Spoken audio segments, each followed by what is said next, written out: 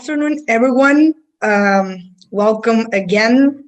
We are starting today the first online colloquium of the three we are going to have this month. Let me introduce the speaker that we have today. She's the author of the book that she's going to explain, and we are going to discuss a community revival in the wake of disaster, lessons in local entrepreneurship. And she's Stefanie. She's Senior Research Fellow, Deputy Director of Academic and Student Programs, and a Senior Fellow for the Hayek Program for Advanced Study in Philosophy, Politics, and Economics at the Mercatus Center at George Mason University. Thank you so much for being here, Stefanie. Thank you so much for being here, the rest of the people that join us today. And please, the floor is yours. Great, thank you so much. I'm honored that you selected our book to read during this time and that I'm able to talk with you today. So the book that we wrote came out in 2015. It's called Community Revival in the Wake of Disaster, Lessons in Local Entrepreneurship. And my co-authors are Virgil Henry Storr, who's an associate professor at George Mason University, and my supervisor and colleague and co-author at Mercatus, and Laura Grube, who was also a PhD student at the time, and she now teaches at Beloit College in Wisconsin. So I wanted to take a bit to kind of go over our motivation of the book and talk about some of the details, and then I'm really looking forward to our conversation that we'll have after that. So first, to bring the book into some context about the broader project that we have pursued at the Mercatus Center, and a bit of my background in being a part of the project. The book Community Revival is really one aspect of a much larger project of understanding disaster recovery. It started when Hurricane Katrina hit in 2005, and it impacted a lot of the Gulf Coast community, but particularly New Orleans and Louisiana. And so after it hit, Pete Boettke and a couple of other scholars at Mercatus really realized this would be an important instance to study and to really understand how does recovery happen and who hinders that and who helps it along. So the project focused on three areas. So the first area was understanding government response. So they were looking at the trend of responses for the Federal Emergency Management Association, or FEMA, who and how they gave out the assistance that they did, what was the role of local governments and the role of politics in how response and recovery took place. The second aspect was to really dig into commercial life and particularly look at how big businesses respond after a disaster. They often might be the first to be criticized, so we wanted to dig a little bit more to see how does their structure work, how did they help, what are the things that they're not as good with after a disaster. The work of Steve Horwitz in particular has really dug into Walmart and other organizations that we can talk about too. And then the third part, and this is really where I've been involved, is at the community level. So really understanding how residents, survivors of these disasters, make the decision to return or to start anew elsewhere, and how they go about that, who is crucial to helping them, and who makes it a little bit harder to do so as well. And so with those three aspects, we were really able to see how recovery takes place, and hopefully try to understand and explain some of the reasons why recovery after major disasters can be a bit rocky or uneven as they go forward. Since then, we've expanded this research to dealing with the recovery after Hurricane Sandy in the New York area in 2012. And then also now looking at Hurricane Maria recovery in Puerto Rico. And we've also found ways to expand this project through what the Hayek program calls our Crisis and Community Research Project, where we're working with other disaster scholars and people dealing with other types of crises, like financial crises, post-war reconstruction, and other topics, to see how we can kind of bring these lessons together and continue the research. So when you're faced with a major disaster, it really is a daunting and uncertain challenge. So in the context of hurricanes, you have a major storm that comes through. You have to assess the damage and decide how to respond and recover. And so for that, you need to obtain resources. You need to overcome and deal with the psychic toll that disaster and the time afterwards takes on you. And you have to evaluate what we call opportunity cost, or what you should do. Is this the right path you should take? Is there something else you should be doing instead? In economics, we call this a collective action problem. So when the costs are considerable to taking action, rebuilding after a disaster, that's certainly true. The benefits are unclear. Will everyone return? If you're a business owner, it's hard to know to reopen your business if none of your customers come back after the storm. And in New Orleans, that was definitely a concern at the beginning, given the widespread damage. The worse the disaster is, the more the uncertainty, the more these costs are considerable and the benefits are unclear. And so in that scenario, it's reasonable, rational, for everyone involved to wait and see what others will do first, to wait and see, wait for the other businesses to open before you open your business. Even from the government side, wait to see who comes back to neighborhoods before figuring out, that their utilities should be turned back on, or they should get certain resources. And at an individual level, do you want to be the first person in your neighborhood to return if the rest of your community isn't going to be there as well? So you would think after a disaster, you'd see long waiting periods or a difficult a start to recovery. However, after every disaster, and John Stuart Mill mentioned this back in the 1700s, we see people and communities recovering all the time. So how do they overcome this collective action problem? In our research, which took fieldwork on the ground for Hurricane Katrina and Sandy, where we talked to local community members, local leaders and entrepreneurs, government association, people who work for government or other associations and nonprofits, we really found that the role of an entrepreneur, broadly defined, and not the bureaucrat or the policymaker, is uniquely suited to help a community rebuild and recover after a disaster. And so I'll dig into that a little bit more, and then hopefully we can talk about what that means for policy and how we can maybe even encourage bureaucrats and policymakers to take on this entrepreneurial approach. So to give a little background, Hurricane Katrina hit in August 2005. So this year is the 15-year anniversary of the storm. There were over 1,800 casualties, over $100 billion in damage. At the time, it was the biggest disaster to hit the United States. And over 400,000 people were displaced from their homes. And this is particularly true because it wasn't just the impact of the hurricane that really gave the most damage to New Orleans in particular, but the subsequent levee breaks.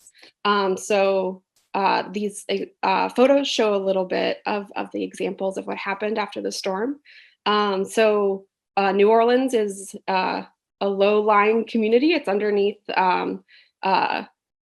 the water level, and it's really based off of a set of levees or dams that hold back water from going into the community.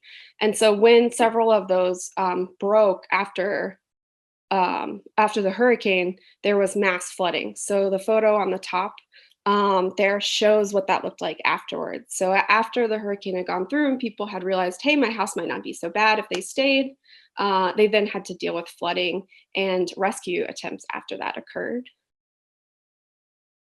After the storm, because several people maybe weren't able to flee and evacuate before, and there's some challenges that happened about were public officials pushing or getting their resources to help people evacuate. There were a lot of people that were sent to shelters, and particularly in the sports stadium that you see there. And there were a lot of issues about hygiene and proper protocols.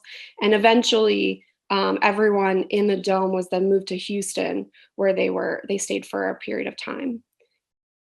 government officials taking time to assess and deal with and kind of figure out what was going on with the storm, trying to deal with the stagnant water that was there, didn't allow many residents to come back for a while. So some people were allowed to come back and see things real quickly, but they couldn't come back to recover for several weeks to months after the storm had passed.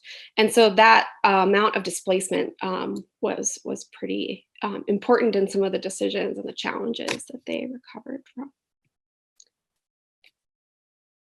Once recovery started to take place, there was, like I mentioned, months of uncertainty. In addition to potentially not being allowed back to their homes, there were multiple recovery plans that the city engaged in.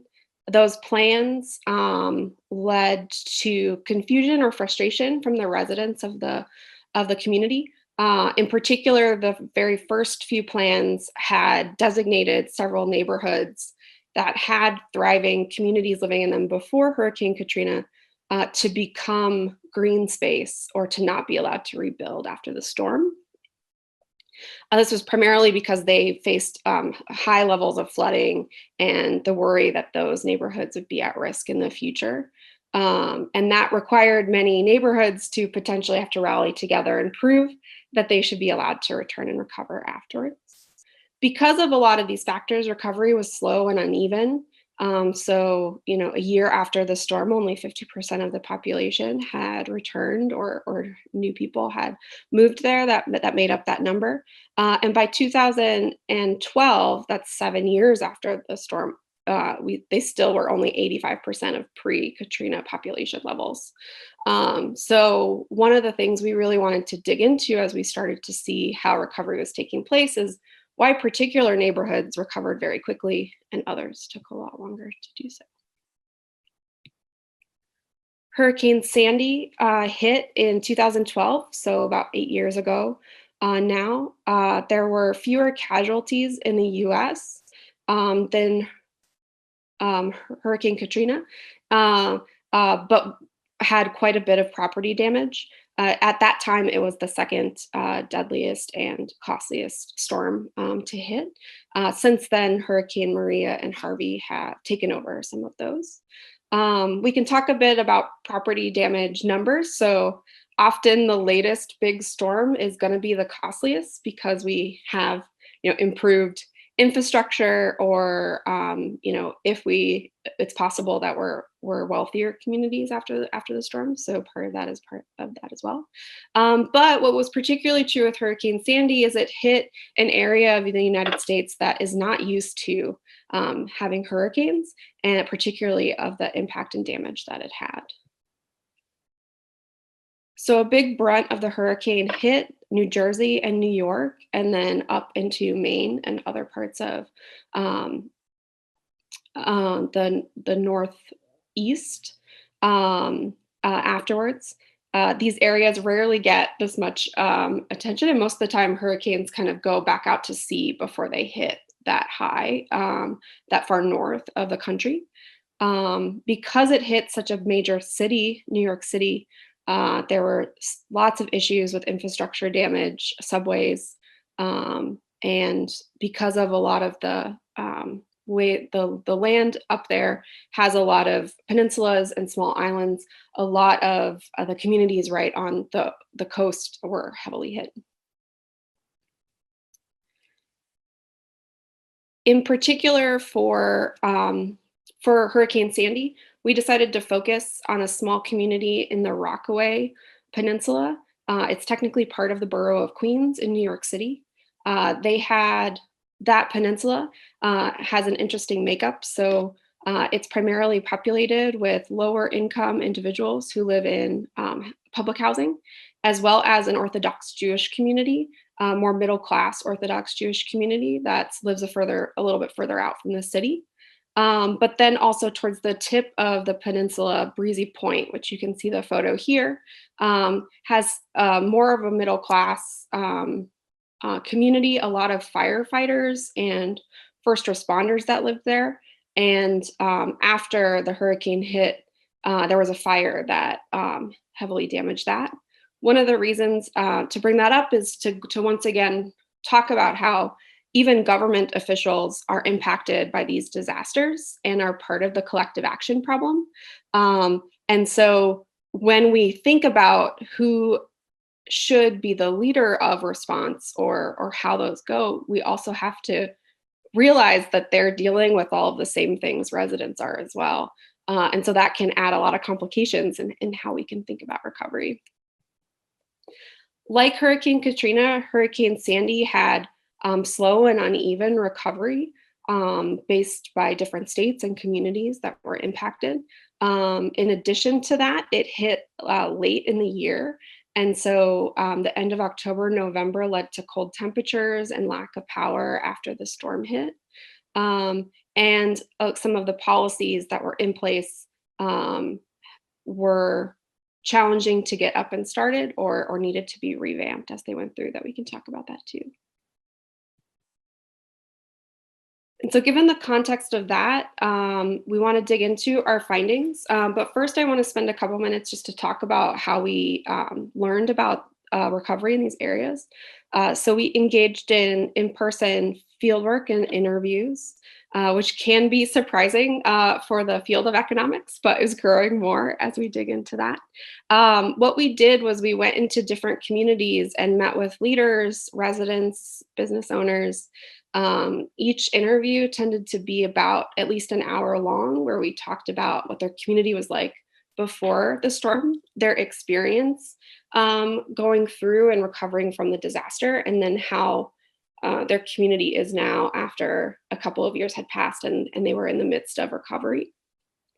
For Hurricane Sandy, my co-author Laura Group and I went down for two summers in a row to really dig into that community in the Rockaway Peninsula, a smaller subset than compared to the interviews that took place after Katrina, where we had a much larger group of researchers and about 300 interviews that were done. So we focused on one neighborhood, and we wanted to basically see, could this different makeup of people, religions, location, would we get similar responses? Would our findings from Hurricane Katrina sound like they were just unique to New Orleans, or could they be applied to other areas? And from both of those studies and the ones we've done since, we've really found that local entrepreneurs fulfill three major functions after a disaster hits, and those functions continue in the response and recovery stages of a disaster. The first is they provide needed goods and services. The second is they restore disrupted or create new social networks that can help with communication and with rallying together recovery after a storm. And third, they can signal that rebound is already on its way, that people are committed to the recovery of a community and that people are actually already working on it. And so that really overcomes potentially the collective action problem because it changes the costs and benefits and uncertainty of the situation. So entrepreneurs can lower the costs of recovery by offering services or assistance to people in need, or making sure that the hardware store is open so it's easy to get the materials you need right away to recover. They can increase the benefits of recovery by offering needed services or building new aspects that are important and drive people to come back from their communities. And they can increase the probability that others will return, primarily because they are taking on that risk of being a first mover to get out there and encourage recovery. And so because they're showing that they're committed, other people are going to think, okay, somebody else is coming already. I'm going to join in as well. And before I dig into some examples, I want to talk about how we define and how we're thinking about entrepreneurs in this case. And so kind of colloquially, we think of entrepreneurs most of the time as self-employed business leaders, that they are starting new businesses, that they really are in commercial society. And we definitely do look at them, and we're inspired by the work of both Israel Kirzner and Joseph Schumpeter, who talk about the need for entrepreneurs, particularly in a commercial society, to identify problems and how to solve those for the customers that they have, how to sort of disrupt with new technology and new innovations. But we then also apply it to social and political and ideological entrepreneurs as well. And so particularly after a disaster, social entrepreneurs might be, to some extent as important as commercial ones, because they are providing maybe the church benefits that are there and connecting people through that way, or they're providing assistance through nonprofits. And we also look at a couple of political entrepreneurs who might be kind of considered normal bureaucrats of government, but take on some risks to make sure that they can fulfill the promises they've made to their community. And so we kind of see anyone who is actively working for social change and innovating and fulfilling these needs as entrepreneurial activity that we want to encourage after a disaster. So I want to go quickly over a couple of examples that we talk about in the book, and then hopefully give as much time as possible for discussion. So in providing essential goods and services, a major aspect that's needed is resources and funding in order to recover quickly. After a disaster that has a lot of physical damage, it can take a long time to figure out if you have insurance that will cover the storm, apply for government assistance that might take a while to come through or that you might have to appeal. And at some levels, you might need just, immediate funding to get some supplies if you don't have savings or other things. So after Hurricane Sandy in the Orthodox Jewish community in Rockaway, New York, they created what they called the Community Assistance Fund. That fund actually started a couple years earlier when the housing and financial crisis occurred. They noticed some people in the community were struggling to make ends meet. And so they devised a fund where the community members gave money in and dispersed to those in need so that they could avoid foreclosures or issues with their home as they were going through sort of temporary financial constraints. So they had the general structure of this fund already in place, a bank account, and they knew those sorts of things. So when they started realizing that particularly Orthodox Jewish community members from other parts of the United States wanted to help them and were sending in donations, that they had a mechanism where they could collect that money and disperse it throughout the community. And so they created 3 stages to disperse that money. The first stage was really just a smaller level of money to help people make ends meet, get food or supplies, maybe a generator for their home.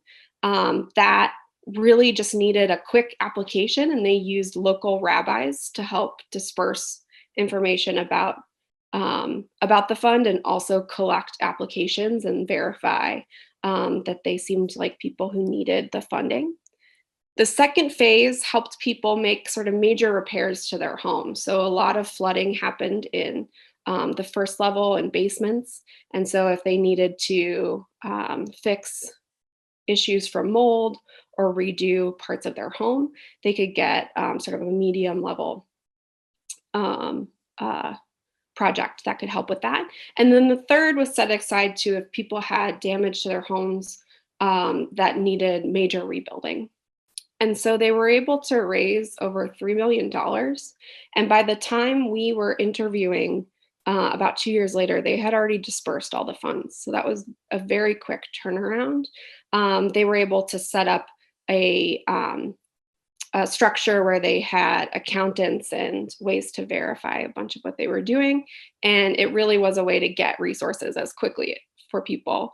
Alternatively, it often takes over a year to 2 years for federal assistance to come through to help people recover. So they're often potentially stuck with either having to wait till that money comes in or rebuilding on their own dime and hoping that reimbursement comes in later. For our second example of rebuilding or creating new social networks, a major example we show in the book is Broadmoor, a community in New Orleans.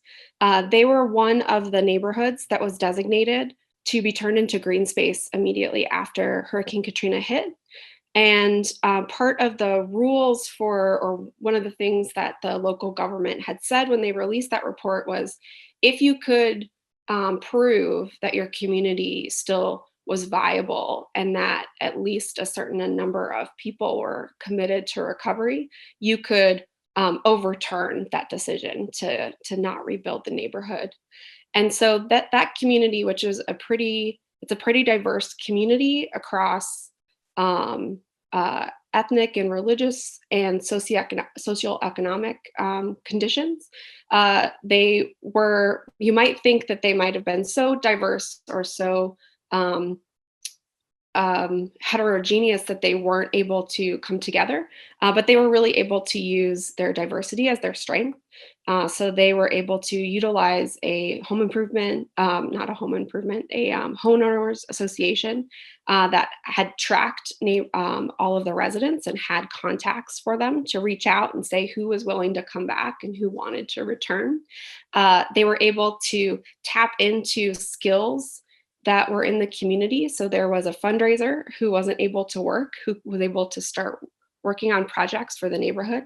There was somebody who was really skilled in marketing who created sort of the brand of Broadmoor Lives that they could show. And they were able to partner with many organizations in order to prove their vitality. So the map that you see at the bottom was a map that the Kennedy School from Harvard went down and helped them map who was going to commit to recovery and who was going to rebuild and already living in the community. And so because they were able to tap into these resources, you can see really clearly that over the course of 4 years after the storm, you went from this yellow-red map a year after the storm that said kind of, it's unclear, it's kind of slow and uncertain who's going to come back, to 4 years later, the whole community back and thriving. And so they really used this threat of their community turning into green space as a catalyst for action, which we can talk about how that sort of tension might be needed, but they were also really able to tap into the loose networks that they had and the diverse expertise to really get quite a bit of stuff out of the community. The president of the Broadmoor Association is now the mayor of New Orleans. So that also kind of solidified her leadership. It'll be interesting to see how her tenure as mayor goes and if she makes any other changes or if that connection into politics kind of changes a little bit how she goes because of the issues of public choice and political factors getting driven in. The third one I'll go over pretty quickly, since I'm hitting at the 30-minute mark, is this idea of really committing to the recovery of your community and showing that it's already happening. And there's a community in New Orleans, a Vietnamese community that was really centered around their Catholic church. And this is Father Vienne. And he went on a tour of the United States to find his residents and see where they were, make sure that they were safe, ready to come back.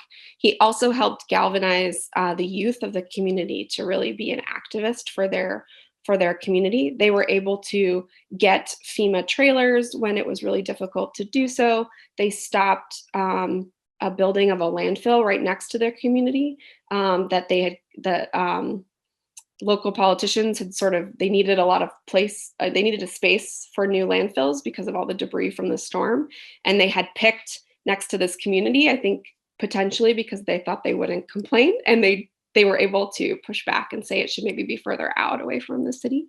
And they were also able to kind of start a lot of new programs afterwards. So they have more of a thriving business district and market that had started out at the Catholic community where people had sold goods or come together for community services and have now kind of gone into full businesses. So they're kind of key examples of how these strong leaders are really acting entrepreneurially in order to help make sure that their community has the resources they need.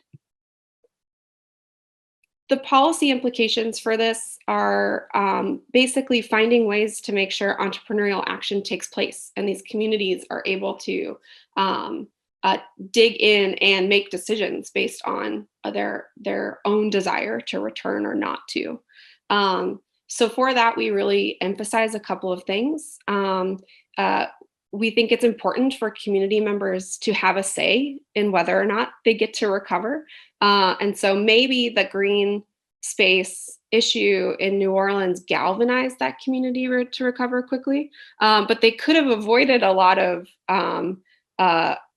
effort that was needed to ensure that they were vital if they could have been a part of that decision in the first place.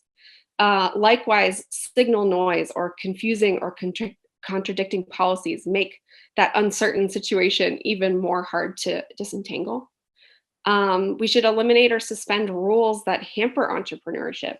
And so, after a hurricane, often the people who have occupational licenses for that community are impacted. Let others come in and be able to work, utilize the licenses from other states or other places to say, an electrician can come in and help or different things like that.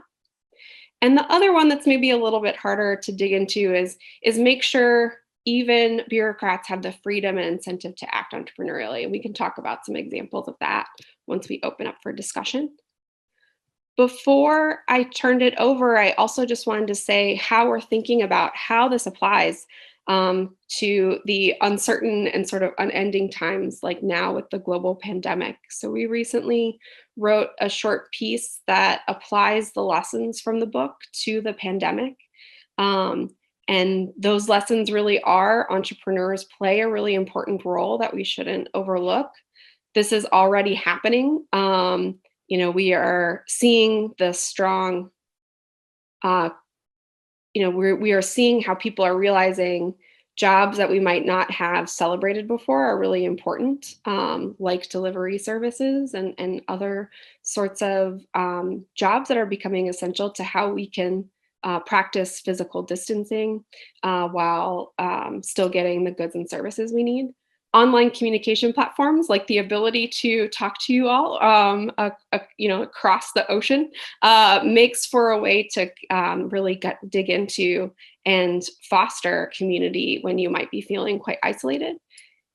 And how there are a lot of entrepreneurs, including people who are in big businesses or big industries supporting those in need. So in the U.S., there's several like liquor companies that have started funds to give to bars and restaurants because a lot of the workers of those places are having a hard time. So finding ways to assist and help your own matters quite a bit in that time.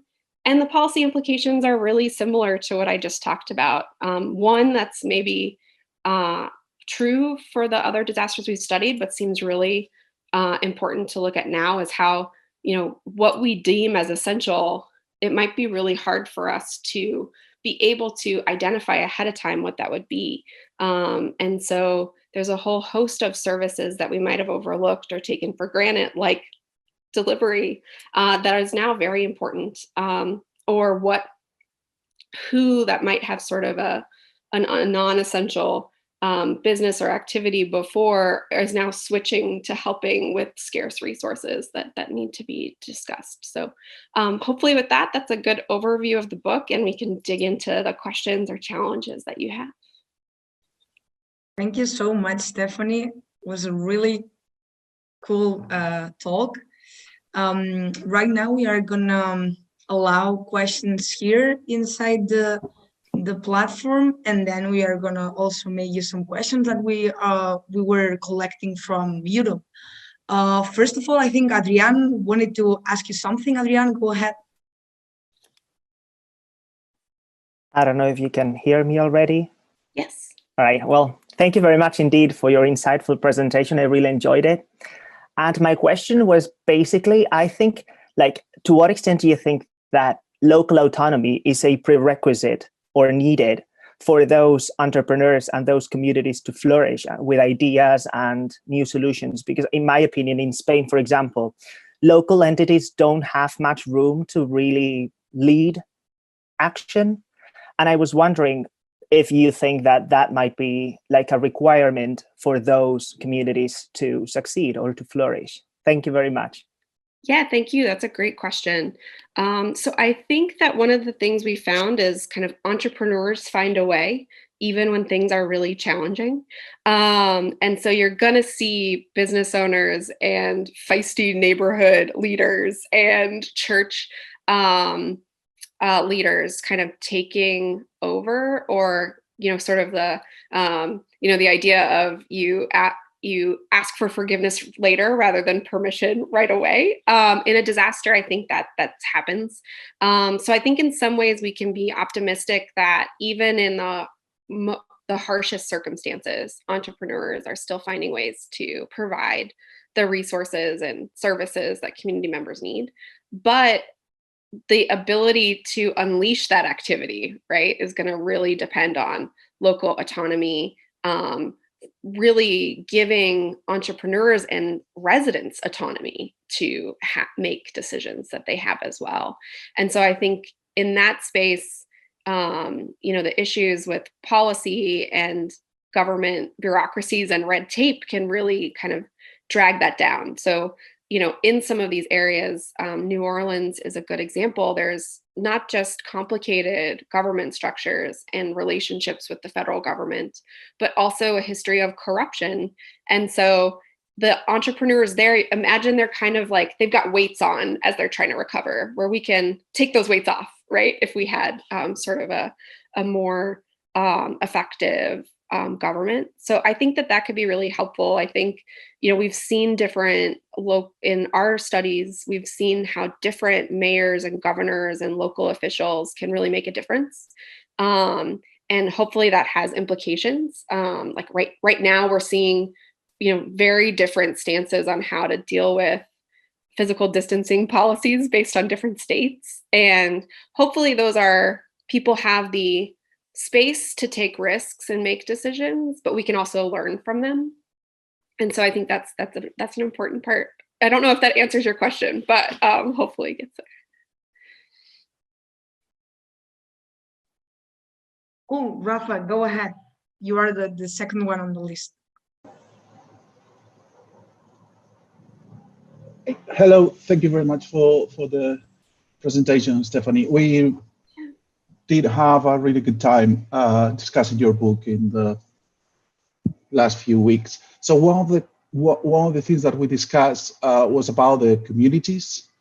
So do you think it's worthy to distinguish between those entrepreneurs that maybe they are helping or assisting because they have a strong bond with the community? So the Jewish Orthodox is a good example, while we have others that I think in our group we like the most, that is, they are just following their entrepreneurial instincts and they are filling those needs, but not because they have a strong bond. Yeah, maybe they're the local shop, but it's not because they share the same religion or they say the same things. It's because basically there is no that bond. So I wonder if it's worthy to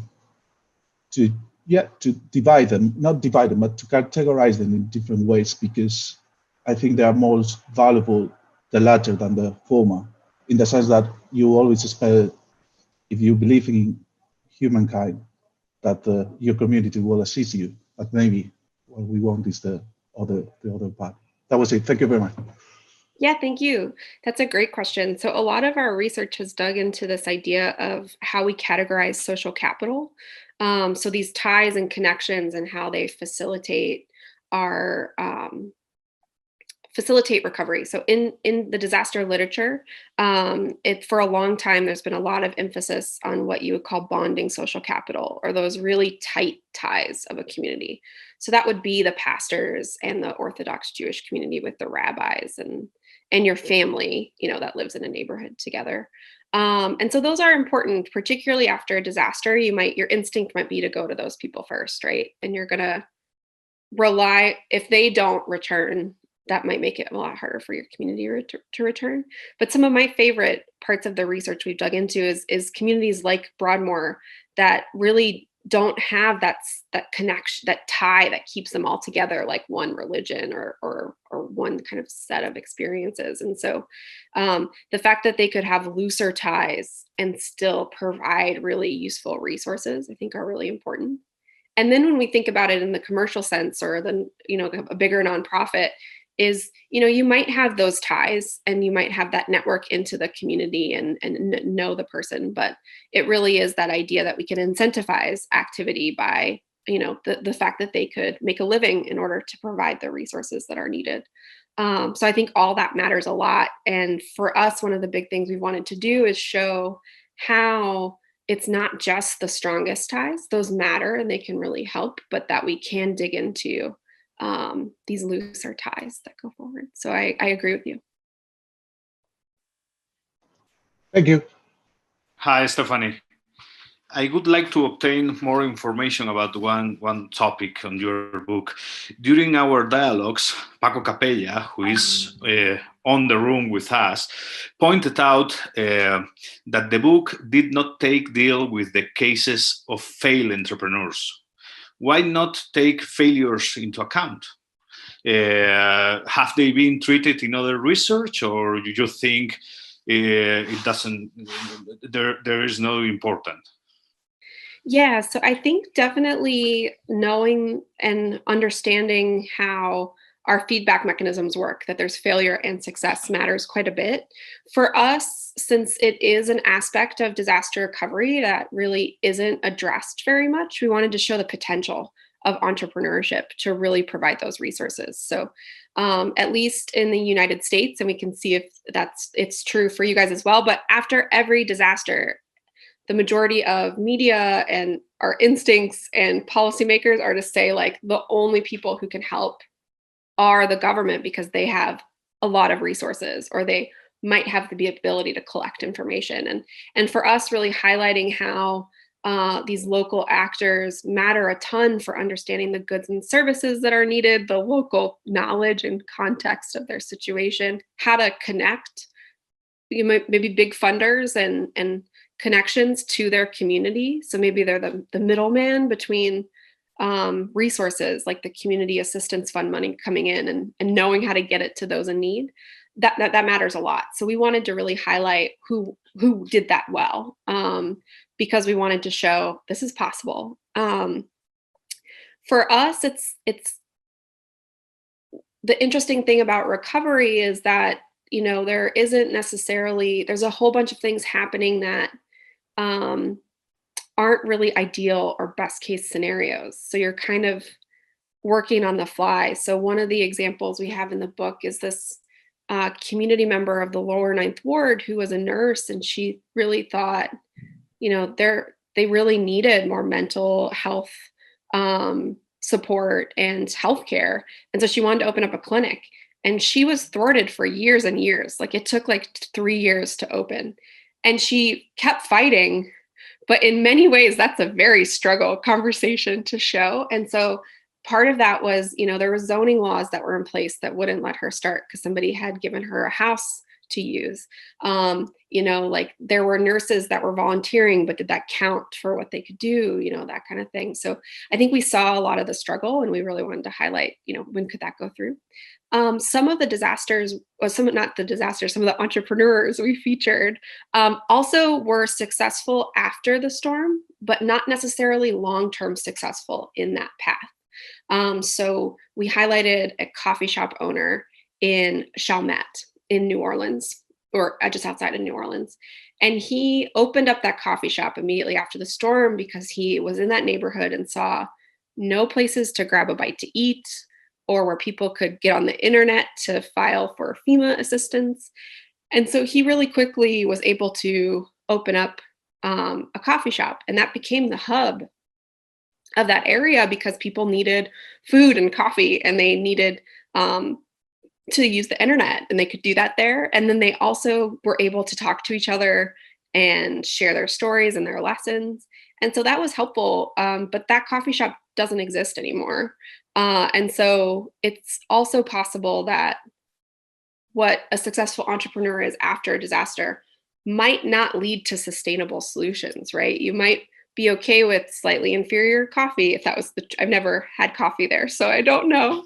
But you might, be okay with that, right after a disaster. But 5 years down the road, there's a much nicer coffee shop down the street that pushes them out. So I think for that, we really wanted to kind of show those ideas. But I do think it's a very dynamic process.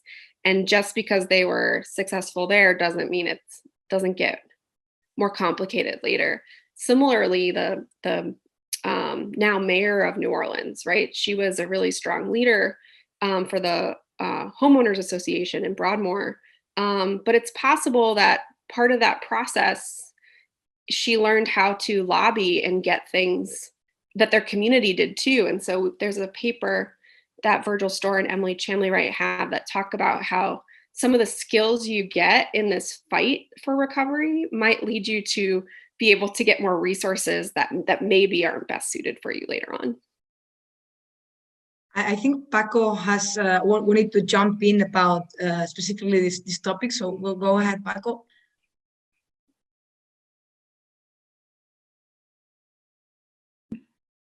Hi, Stefanie. Great work, great presentation, great book. My worry about the not showing the failures was that you might be attacked of bias, survivorship bias and success bias. So yes, you have shown that entrepreneurship is possible, but how probable is it? And okay, yes, it is successful if you compare it with failures of bureaucrats, but only if you don't include the failures of entrepreneurs. What if those failing entrepreneurs wasted a lot of resources? I'm not saying it was the case, but if you at least don't recognize the possibility, you are just like leaving that flank open for a criticism that it's not fully representative. I like a lot that you show that entrepreneurship is possible and that it helps a lot in these conditions of uncertainty. Yeah, I think that's an important point, and it's hard to talk about entrepreneurial action and how these sort of things go for a couple of reasons. One, when you're interviewing residents, they might say like, oh, that person tried to open something up, but it wasn't helpful. And so we know they missed the mark. But you're likely to get people who really helped them or that was really hindering them, right? Kind of in the marketplace every day, there's a whole host of entrepreneurs trying to bring their goods to the world, and we never know about it, right? Because it just doesn't work. And so I think that part of that story is difficult to do.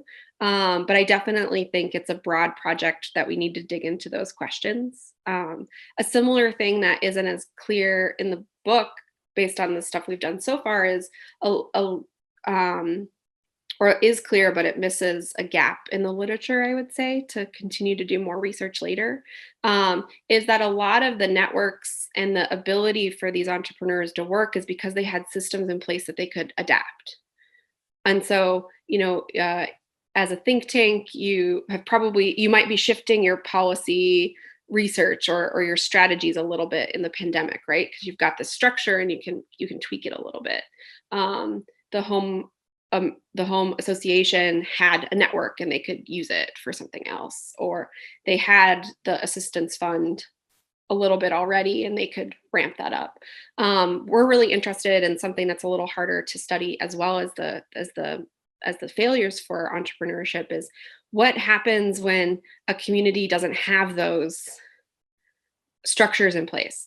Can they create them on the fly in a disaster, and will that work? Because one of the major things we know is, it's not just who doesn't get federal money, which matters a lot for how to recover, but the less connections and ties you have, and the harder it is to obtain resources, the even harder it is to recover. And so how can we understand how that could work, right? Because a big challenge is, how do you build resilient communities? You'd want to have a lot of successful entrepreneurs. We'd want the failures to go away quickly, as quickly as possible, so they don't waste a lot of resources, right?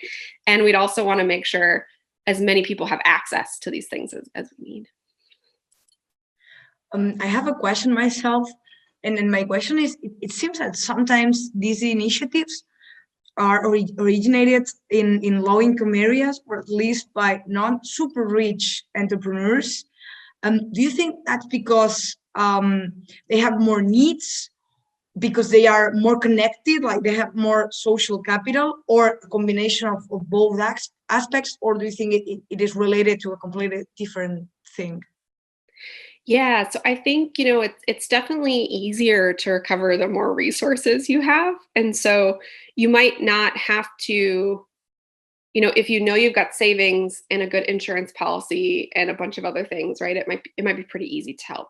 And in those cases, if their house is able to be handled right away, hopefully the wealthier people in the community can get their businesses up and running, right? Be employers for people, give a lot of those needs. I do think, kind of focusing on more middle class and lower class communities kind of shows how there's a lot of potential, even when we think that they're going to struggle the most to recover.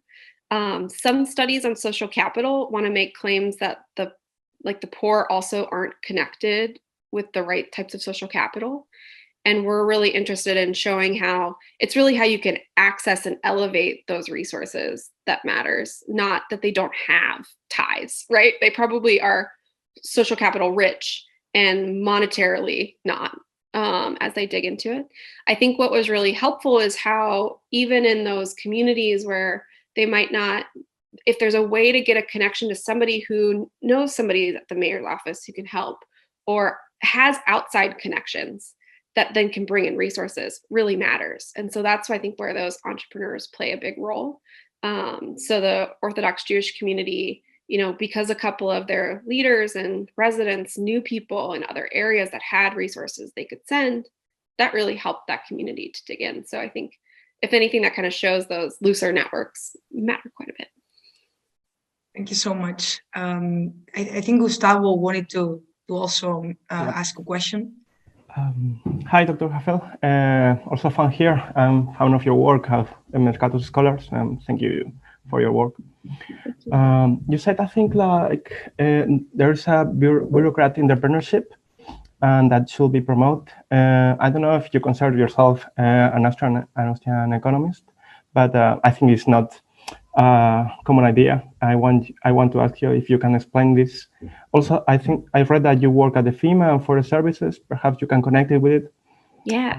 And also, I have this. You said that the methodology is kind of weird, strange, or not common in economics, but I remember that Randall Soto's book, The Other Path, and did more or less the same in Peru, perhaps 20 or 30 years ago. And Hernando Soto's books had a really good reception. I think he's now well known. I want to ask you too, how the other economists have received your book. What's their opinion of your book and your research? Thank you. Great, thank you. Yeah, so kind of tackle the first part with can bureaucrats act entrepreneurially and can we expect it? So I think from the lenses of Austrian economics and public choice and what we can know about the importance of local knowledge, we know that it's going to be pretty hard, and the systems have a lot. The system of a bureaucracy makes it really hard to be adaptable. It means that once programs are in place, it's likely to stay similar to what they are.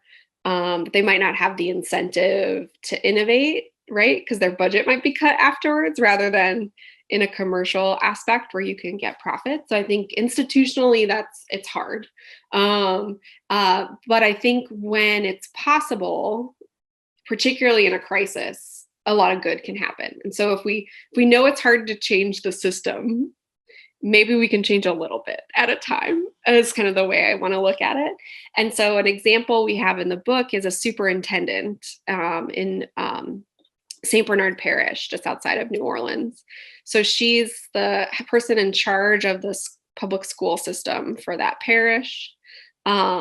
She realizes that the residents of that community are going to have a really hard time rebuilding their homes and reopening their businesses if they've got their kids hanging around, or if they have to consider, moving to put their kids in school so that they're not missing a year or things like that. Because in many areas, it took a long time for schools to reopen. So she decided that they were going to do everything they could to reopen the school as quickly as possible. And she just kind of said it. She was like, if you sign up by like November, remember it was hit in August, we're going to have school by the end of the year, like January. And a lot of people signed up and the school was not ready.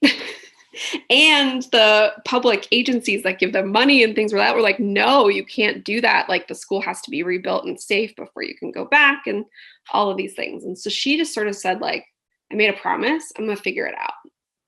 So she tried to get FEMA trailers for her teachers so they would have a place to stay. And it was taking a long time. So they had enough funds, I guess, at the parish to buy the trailers and send them a bill later. Or they opened up the second floor of the school and they held school there and while they rebuilt the first.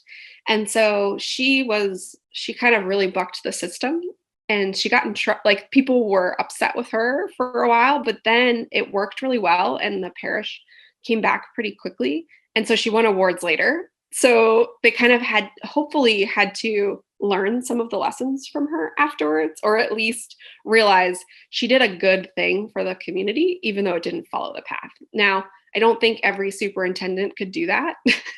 It wouldn't go over very well. But on the margin, if you can, or you're given that autonomy, Steve Horowitz, who did quite a bit of research on Walmart and how they, even for being a big company, uses some decentralized authority. So they basically, after the storm, told their store managers, like, do what you think is best. He also studied the Coast Guard, who helped with a lot of the recovery with boats when the flooding happened. And he said his study showed that the Coast Guard gave a lot of autonomy to the local people who were helping out. And so they got to make decisions on the ground that helped save lives, which was very different than FEMA, for instance, at the time, that was really kind of closed off the ranks, and they really wanted to kind of send down like top-down commands. When I worked at FEMA, it was after Hurricane Katrina, but before Hurricane Sandy, and a lot of people recognized that there was a lot of issues that happened, and so that was pretty cool. But how they wanted to tackle it or what they could do was hard, and part of it was they had gotten a lot of backlash from the media. People were really watching them. And so they knew they messed up and they wanted to help, but it was hard to make decisions because they didn't want to make the wrong decision. So that could kind of slow down things. And so being okay with the fact that you might give autonomy to someone, they might make a decision you wouldn't have made, but in the context, it was the best one they could do. And how you support that matters a lot. And I think that if there could be that kind of change on the margin, it would be helpful, even though hard to do all the time. And probably freaks out a lot of people when we say it, right? Like, don't always follow the rules sometimes, right? Is a hard task for us to ask people to do. I went on long enough that I forgot what your second question was. How did economists feel about the book? Yeah. Okay. So I think there's been a lot of space in development economics in particular that have used a lot of fieldwork. And the role of interviews has changed a lot over the past few years in particular. There's still sort of a tendency to maybe do fieldwork, but do surveys and then econometric analysis from that. And we found a lot for us, and coming from the tradition of Austrian economics, and particularly the scholar Don Lavoie, who talked a lot about the role of meaning and really understanding how people make choices and are faced with constraints. We've done some studies that have looked at more of the quantitative approach and tested some of what we've seen with fieldwork with now that FEMA data is coming out and things like that. But we really wanted to learn a lot from people on the ground. And that really changed, based from what each neighborhood said, there were things that we didn't expect that were surprising to us or that we didn't quite know. And I think that level of discovery matters quite a bit. So I think the disaster research community has found it. We've gotten to dig into a lot with that area. Depends on how open people are in economics, but I think the approach really fits what we do at Mason, and we get students who are really interested. And then hopefully also the broader social science community, right? Sociologists and oral historians might be interested in our books, and we can learn from those disciplines too. Fernando, you also had a question. Hello, Stefanie. Thank you very much for your nice presentation and for sharing with us those minutes. And I'm very happy because you are bringing to life all the histories we read in the book. It's obvious that you, of course, you didn't live it them, but at least because you were involved with the people there, you can provide us with a, I don't know, more meaningful description on more lively depiction of what happened there. And I'm very happy for that. I just have a couple of questions, short questions. Some of the issues we will discuss during our colloquium. First one is related to what you have just said. It is about the possibility of a bureaucrat providing some helpful in these circumstances. In the book, I recall you said, or the author said, that if they have a clear goal, then it can be useful. But then again, by definition, when we think about the bureaucratic institution, they by definition do not have clear goals. On the contrary, they normally have a lot of goals, and it's very difficult to choose just one. I mean, so in the case you have just described it about the superintendent of the school, it's clear she has to put the school to work. It's easier. But in general, what I found difficult is to find just one goal for the bureaucrat. That is one of the questions. The other one is more theoretical, if you want. We discussed a lot about polycentric versus monocentric take a decision. And we have the doubt about, because maybe you know that in Spain, we have at least 3 bureaucratic or administrative levels. We have the state, the government, national state. We have the regional areas, and then we have local councils. I guess it's more or less the same as in the USA, where you have the federal, the states, and I guess you have counties and even cities below that. And we were discussing about if you thought that this kind of regionalized bureaucracy is an example of polycentrism, or is it not? That's it. Thank you very much, Stefanie. Pleasure. Great. Thank you. Yeah, I definitely think when you're looking at sort of the entire political system and the bureaucracy as a whole, there's a lot of goals, and they can be conflicting and confusing. So like in the United States, at the federal level, we have the Environmental Protection Agency. They release, they have regulations that are trying to limit the use of particular goods and like chemicals that are used on products, right, that hurt the environment. That can sometimes have challenges though, because it means that some of the cheapest materials might no longer be available. And so that could have regressive effects that hurt people. And that could conflict with, say, a program that provides welfare or wants to help the poor, if that's making, the resources they need to build their house or to do certain things like that more expensive. So some of the regulations that come to mind are like chemicals that are used a lot in like trailer homes. And so that makes houses a lot more expensive to do. So I think when we're thinking about sort of bureaucrats as a whole like that, I think it's really complicated. One of the things we've talked about after a disaster is sort of kind of, if you can, it's unlikely that you're going to be able to like minimize and get rid of all contradicting goals after a disaster. But if you can bring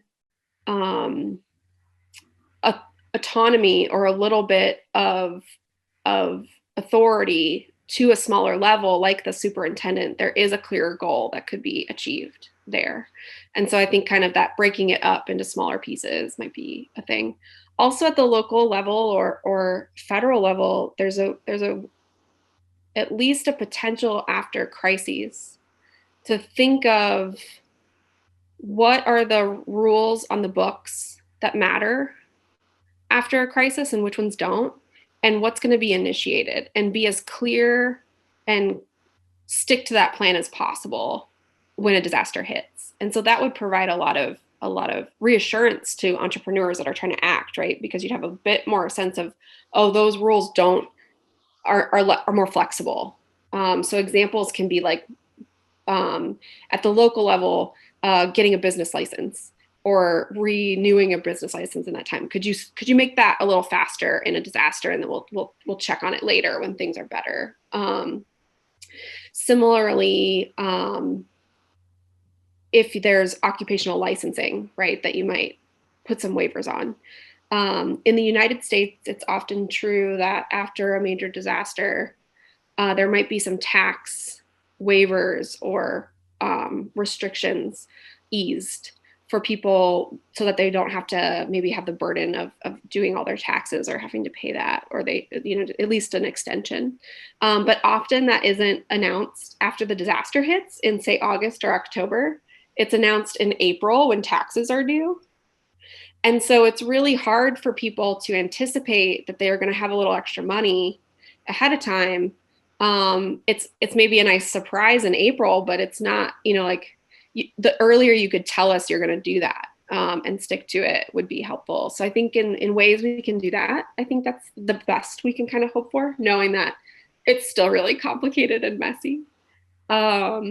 For polycentricity, there's a debate in the literature of the difference between what we call federalism in the states. So the idea of the federal government and then the state government and the local government. And so, there's divisions of what's the appropriate activities that are allowed at each level, but there's sort of this hierarchy. So there's a bit of decentralization, but there's still this overarching factor. So there's a debate in the literature about whether federalism is polycentricity. It's more polycentric than, say, just a federal government that makes all the decisions. But it's not necessarily the model of polycentricity that, say, Vincent Ostrom and Eleanor Ostrom kind of had in mind. They're thinking about it in a way more complicated way that seems really difficult to imagine now because we have the systems we do, but at the municipality level, because they're political scientists and economists that studied a lot about municipal public administration. And they were really worried about the trend of consolidating government services at like a big municipal level. So Chicago as a whole city has stuff rather than individual aspects of Chicago. And they were really worried about that because they thought things like police services need to have more of a community connection. Waste management, like garbage collection, probably needed to do that. And then we've seen since some of that happened, issues with trash collection. We've got issues with policing now. And so they were really thinking about it, not necessarily by geographical location, but by activity. And so you could imagine that's a whole different way of envisioning government. And so a lot of what we're trying to do when we think about it is, okay, how can we be more polycentric like that? How can we think about authority and autonomy having competing and overlapping jurisdiction? How can we be more like that rather than more monocentric, if that makes sense, just because it's a really different way to envision. Thank you very much. Before allowing Paco to make the question and make the question from YouTube, I know that Rafa wanted to say something very, very short. Yeah, so very, very short. Yeah, it was exactly about one of the topics that we covered, about the overlapping, that you really mentioned it at the very last sentence. So yeah, that I think it's just the idea that we should put the focus on more competing administrations, and that's a good thing. Even that is not the best goal, but at least is that idea that the administrations that can compete one to each other. So that was the question, that one of the topics that we discussed. So I think you agree with that it's at least is the way forward, the path to follow for that, no? Yeah, and you could imagine it's a lot easier when we're thinking about a more polycentric world where we see commercial and civil society activity competing with those actions as well, right? And so one of the things the Ostroms were really clear about is they weren't necessarily talking about just government or no government. They were talking about all these things together. So I think in that world, we can see things like these commercial and social entrepreneurs providing alternatives to government action that's helpful. One of the things that we've found that seems really true after disasters is that resilient communities have redundancy. So if there was only one way you got a good or service, and you had a disaster and that supply chain was knocked out, or the people in charge were no longer there, that's really hard to recover from. And so the fact that you could have multiple coffee shops competing to give these resources, or ways of getting assistance, like the Community Assistance Fund in Rockaway, in addition to FEMA assistance, matters quite a lot. A tendency in disaster literature, and I think probably a lot of ways of thinking about government, is taking the idea of economies of scale too seriously and thinking that that'll work in non-market settings. And so I think that idea that we could think like, oh, there were two processes and there could have been just one and it'd be easier, I think is a mistake, where we would want more redundancy. And so I think in some ways you can think of that overlapping and competing polycentric model as a way to reinforce redundancy that helps hopefully people be more resilient, because they've got multiple avenues for getting what they need or interacting in the way that they do. Let's give Paco the last question from Zoom. Please, Paco. Hi. One of the main theoretical issues you deal with is the collective action problem, especially in this condition of uncertainty. And usually it is discussed as, well, this is an impossible problem. There is no solution because everyone depends on everybody else. So no one is going to be the first mover because everybody has to move at the same time. So we need a government, or we need to talk a lot to see if we go. And then people who know about entrepreneurship in the Austrian school or the libertarian movement say, no, this is all by entrepreneurs. The entrepreneurs, the Star Trek, the enterprise is that one who goes where no one has ever gone before, who is bold enough. And it is true that it is difficult because you're not sure you're going to have clients. You're not sure you're going to have providers. But then I have come also to another idea that we didn't mention when we discussed it, is that you have the advantage of being the first mover. So did you ask the entrepreneurs whether they saw this as a huge entrepreneurial opportunity? Because in normal times, there is lots of competition and you may be a good entrepreneur, but the competition is also good and it's hard to break. So here you have the open field, it's all for you. If you begin there and you are the first one, you're going to become maybe famous, you have no competition. So it's also a great opportunity. And then you can count on network effects because everyone is going to be dependent on you. Yeah, absolutely. I think there's a lot of sometimes criticism on how to think about this stuff, right? Of getting into like the motivations of what an entrepreneur is. But I think as long as they're getting goods and resources out, that's exactly what we need. So, big companies like Target, Tide, which is a detergent company, they have these big semi trucks that have washers and dryers in them, and they'll bring them down to a community so that they can do laundry while they're recovering. And sometimes you hear kind of responses of like, oh, well, they're just doing that for marketing. And you're like, sure.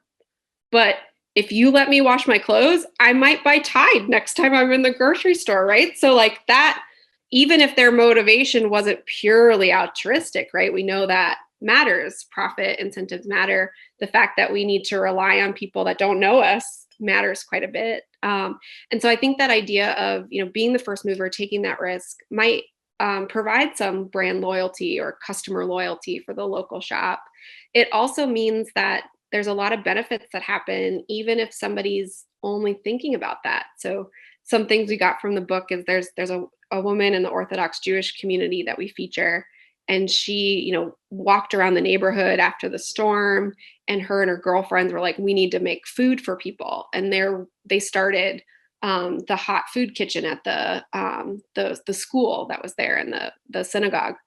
And so some people have been like, yeah, but she's probably just that nosy lady that wants to know all the gossip. And it's like, yeah, but she gave you a hot meal while she did it. That's fine. Like, unless, it's an interesting thing to think through, but also it doesn't matter. And so I think that aspect and that part of who's going to take the risk the fact that they get some benefits from it, I think, is the only reason it happens. Before giving Natalia the chance to make a question, let me make you a question from YouTube so they don't feel that we are kind of abandon them.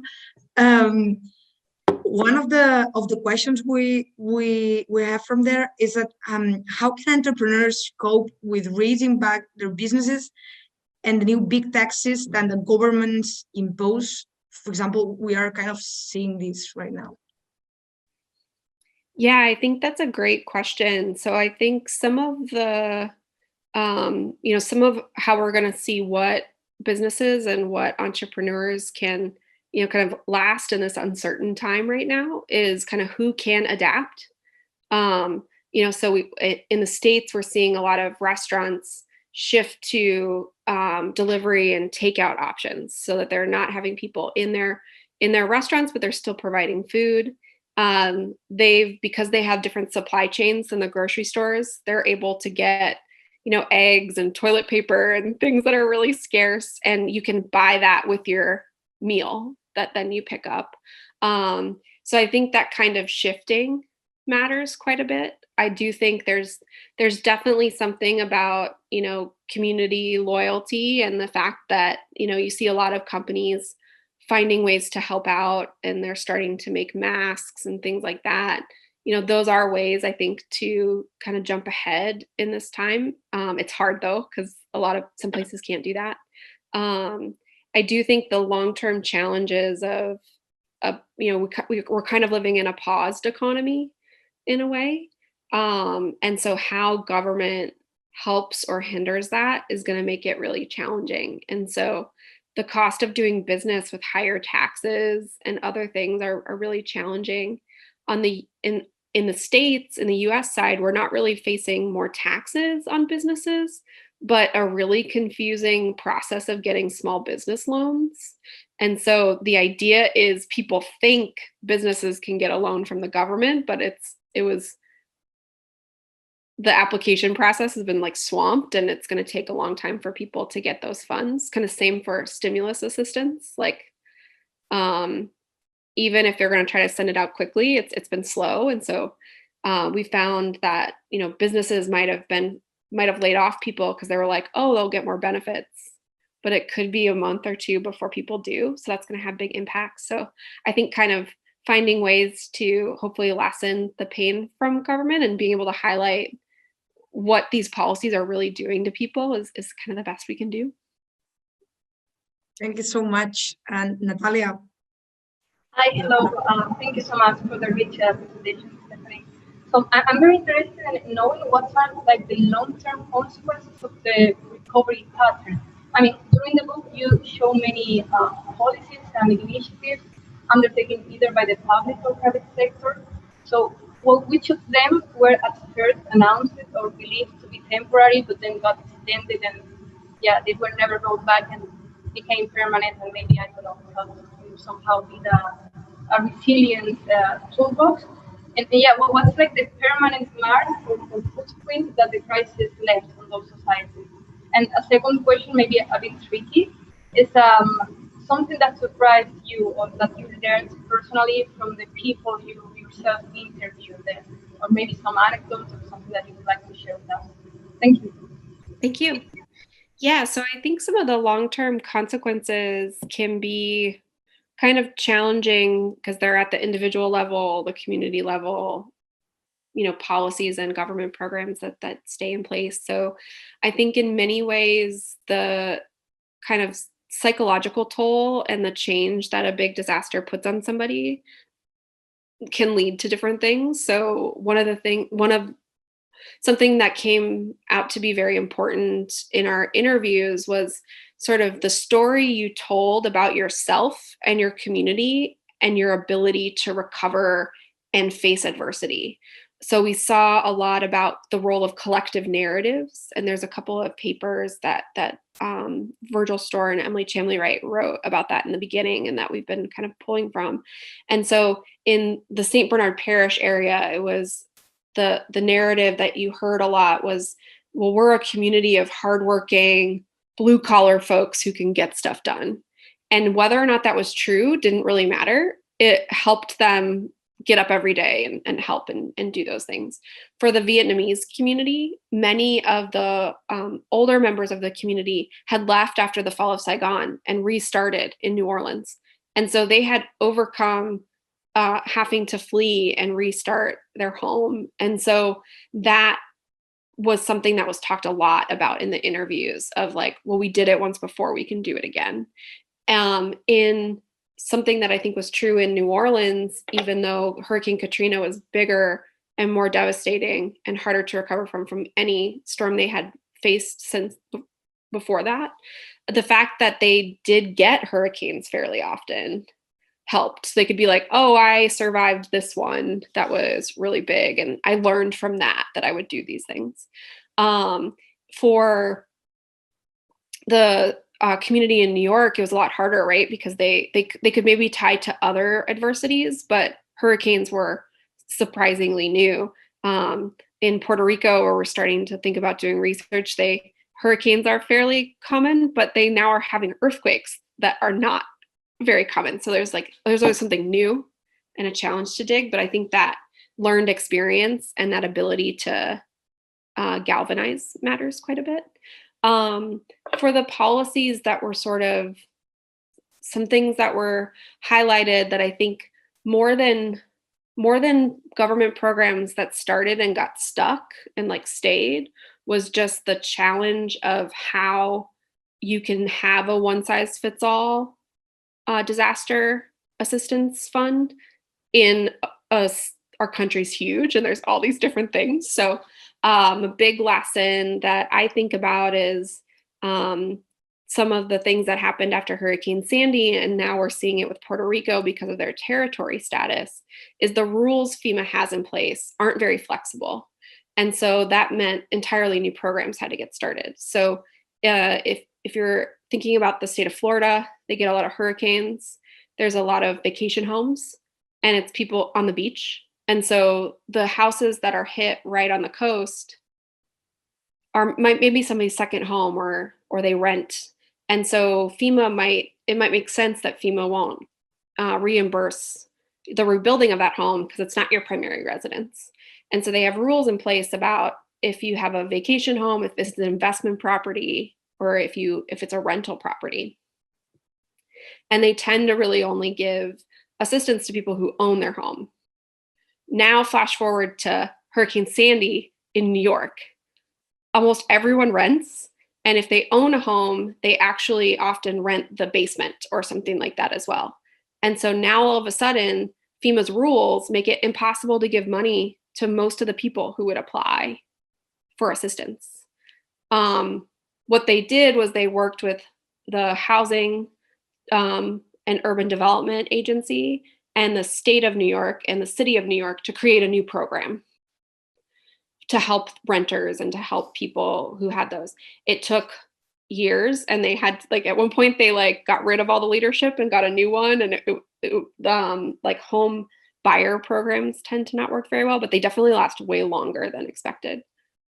In Puerto Rico, you're kind of getting something similar. You have a lot of houses where they might not have titles, but because they have a territory status, it does not seem like there's as much pressure to find the workaround program as there was in New York. And so that really hurts people as they dig into that. I rambled on for a bit, so I don't remember your second question. I'm sorry. Was that whether anything surprised you personally from the people yourself? Great.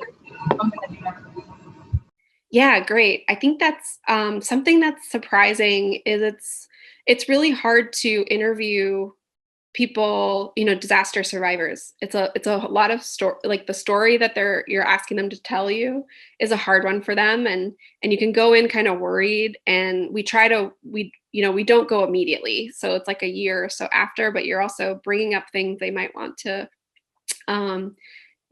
be finding ways to think about less.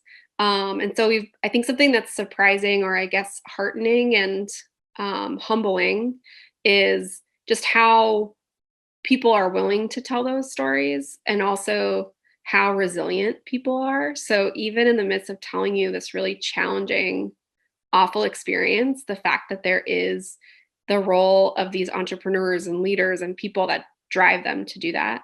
I think the role of collective narrative, like that thing we say about our community, was kind of surprising as well, like how much that matters. I think those sorts of narratives, similarly, if you have a sense that government is capable of helping you but won't help your community, that's going to kind of change the way you think. So there's a couple of papers on government, the expectations we have of government and how that changes. Some things that were surprising too was like, you'd think, okay, it's really hard to know what neighborhoods have the most damage and who precisely is in the most of need of assistance. So FEMA might have a hard time doing that. And there's a lot of, challenges with the red tape of applying for assistance. Like it's complicated to fill out the forms and that kind of stuff. Like that's not surprising. Something that was kind of surprising was that it's just as hard for big organizations and bureaucracies like that to like actually get water that's needed to people. So things that you would be like, oh, this is the big challenge, but they can do that stuff. I think that was something that was kind of surprising to me. And having worked at FEMA and the Forest Service, both emergency management stuff, like meeting, I think something that's a big lesson for public choice economics is you meet all these people who are doing the best they can. They're incentivized to work well. They want to help others. Not everybody in government is all about power. Some of them are for sure. We can think of many politicians and people that are, but there's so many people wanting to do well, and the system in place is just not suited to be flexible and adaptable and provide that. And so I think how much that's true, I think, is humbling in the way that like, okay, if we really, really care about how people can recover, and particularly people who the most vulnerable populations, we need to think about other ways of giving assistance than these programs. Stefanie, I have a couple more questions from YouTube, and then if you're okay, I think we can finish. First one, if is related to the current situation. Fatima is asking, these local art actors that supposed to help you in this in the situations, sometimes can kind of act as a police to the other neighbors.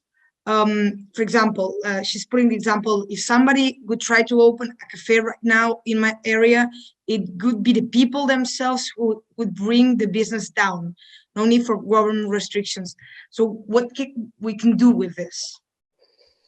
Yeah, I think that's a really good question. I think the kind of norms and incentives and how to handle that is really challenging in this time. So you could imagine somebody finding a unique way to give food or make sure the elderly has the access to the medications they need, but somebody else sees somebody walking around when they're supposed to be home and they're worried that they're breaking the rules or not really participating in the way they need to. And so I think those sorts of challenges of humans and how we interact makes it hard.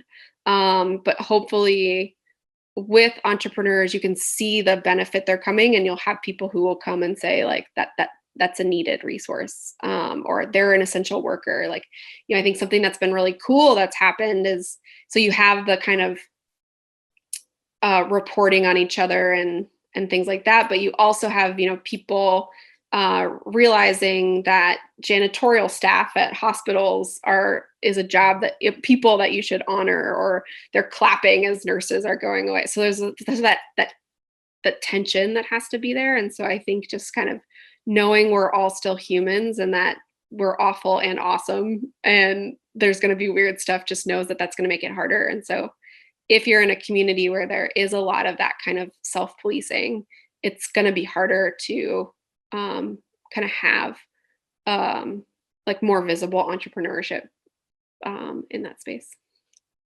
Thank you so much. And now for sure, the last question.